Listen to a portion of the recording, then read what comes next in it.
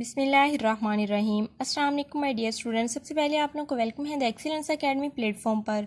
Dear students, आज हमने medical physiology का एक बहुत इंपॉर्टेंट टॉपिक डिस्कस करना है जिसका नेम है biosynthesis storage and release of neurotransmitter norepinephrine.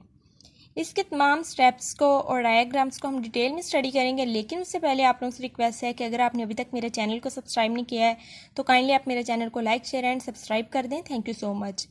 Norepinephrine की डियर स्टूडेंट्स जब हम बात करते हैं तो ये एक ऐसा केमिकल है जिसे सिंपैथेटिक नर्वस सिस्टम स्ट्रेस के रिस्पॉन्स के तौर पे बॉडी में रिलीज करता है।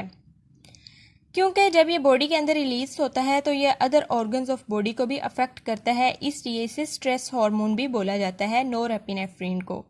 फंक्शंस की जब हम बात करते हैं तो नॉरएपिनेफ्रिन का जनरल फंक्शन बॉडी के अंदर ये होता है कि ये मोबिलाइज करता है ब्रेन और बॉडी को फॉर एक्शन, क्योंकि इसे स्ट्रेस हार्मोन भी कहा जाता है। इसलिए नॉरएपिनेफ्रिन के रिलीज़ की जब हम बात करते हैं तो ये बहुत ज़्यादा कम मिकदार में रिलीज़ होता है जब इंसान सो रहा हो, क्योंकि तब इंसान रेस्ट की हालत में होता है। जागने के दौरान इसके रिलीज़ होने का जो इसके लेवल है वो थोड़ा ज़्यादा होता है, लेकिन ये बहुत ज़्यादा हाई लेवल्स के अंदर बॉडी में रिलीज़ होता है जब इंसान स्ट्रेस में हो या डेंजर में हो, और उस कंडीशन को हम फाइट और फ्लाइट रिस्पॉन्स बोलते हैं। बायोसेंस की जब हम बात करते हैं तो इसकी बायोसेंसिस एक अमाइनो एसिड से स्टार्ट होती है जिसे एल टायरोसिन बोला जाता है। एल टायरोसिन जो है ये एक्स्ट्रा न्यूरोनली प्रेजेंट होता है। स्टेप 2 में ये जो हमारे पास एल टायरोसिन होता है इसे प्री साइनेप्टिक नर्व एंडिंग के पास लाया जाता है और इसे एक enzyme L tyrosine hydroxylase enzyme जो है इसे कन्वर्ट करता है एल टायरोसिन को एल डोपा के अंदर। एल डोपा को हम डाईहाइड्रोक्सीफिनाइल अलानिन भी बोलते हैं। स्टेप 3 में हमारे पास एल डोपा जो है इसकी डी कार्बोक्सिलेशन होती है एक एंजाइम के जरिए जिसे L dopa D carboxylase enzyme बोला जाता है। इस एंजाइम का काम ये होता है कि ये कार्बन को रिमूव करता है एल डोपा से और इसे कन्वर्ट कर देता है डोपामाइन के अंदर।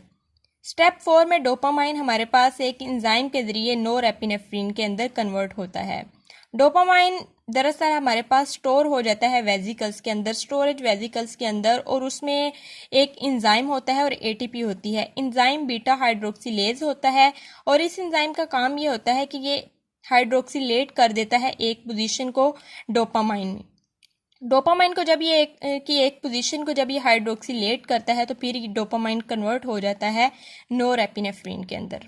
यहाँ पे आप स्ट्रक्चर्स भी देख सकते हैं कि किस तरह से एल टायरोसिन कन्वर्ट हो रहा है एल डोपा के अंदर, फिर एल डोपा कन्वर्ट हो रहा है डोपामाइन में, डोपामाइन जो है ये कन्वर्ट हो गया नॉरएपिनेफ्रिन में, और ये तमाम एंजाइम भी आपको दिखाए गए हैं जिस तरह से ये एंजाइम किन किन स्टेप्स के अंदर इन्वॉल्व हैं। तो यहाँ से आप ये स्ट्रक्चर्स भी बना सकते हैं। अब हम बात करते हैं स्टोरेज और रिलीज की नॉरएपिनेफ्रिन के। जब बायोसेंसिस हो जाती है तो नॉरएपिनेफ्रिन को वेजिकल्स के अंदर पैक कर दिया जाता है, स्टोर कर दिया जाता है वेजिकल्स में प्री साइनेप्टिक न्यूरॉन में। जब एक्शन पोटेंशियल आता है तो प्री साइनेप्टिक नर्व एंडिंग के पास जो आयन चैनल होते हैं ये फिर ओपन हो जाते हैं, और ये आयन चैनल जो हैं ये परमिएबल होते हैं कैल्शियम आयंस के। कैल्शियम आयंस के चैनल प्रेजेंट होते हैं प्री साइनेप्टिक नर्व एंडिंग के पास। जब ये चैनल ओपन होते हैं तो ये कैल्शियम जो होता है ये प्री साइनेप्टिक मेम्ब्रेन को क्रॉस करना शुरू कर देता है। तो जब ये क्रॉस करना शुरू कर देता है तो ये आहिस्ता आहिस्ता वेजिकल्स के पास पहुंच जाता है जिसके अंदर न्यूरोट्रांसमीटर यानी कि नॉरएपिनेफ्रिन प्रेजेंट होता है। नॉरएपिनेफ्रिन वाली वेजिकल्स के पास जब ये पहुंचता है तो आहिस्ता आहिस्ता उसे फिर प्री साइनेप्टिक टर्मिनल की जो है उसकी मेम्ब्रेन के पास लाना शुरू कर देता है। एक्शन पोटेंशियल की वजह से ये सारा काम हो रहा है और आहिस्ता आहिस्ता ये जो वेजिकल्स होती हैं जिनके अंदर न्यूरोट्रांसमीटर होता है ये हमारे पास इनकी एक्सोसाइटोसिस होना स्टार्ट हो जाती है। जब इनकी एक्सोसाइटोसिस होना स्टार्ट हो जाती है तो ये प्री साइनेप्टिक न्यूरॉन जो है इसकी मेम्ब्रेन के साथ आके अटैच होती हैं, एक्सोसाइटोसिस होती है और न्यूरोट्रांसमीटर जो है ये साइनेप्टिक क्लेफ्ट के अंदर रिलीज हो जाता है जिसे हम नॉरएपिनेफ्रिन कहते हैं।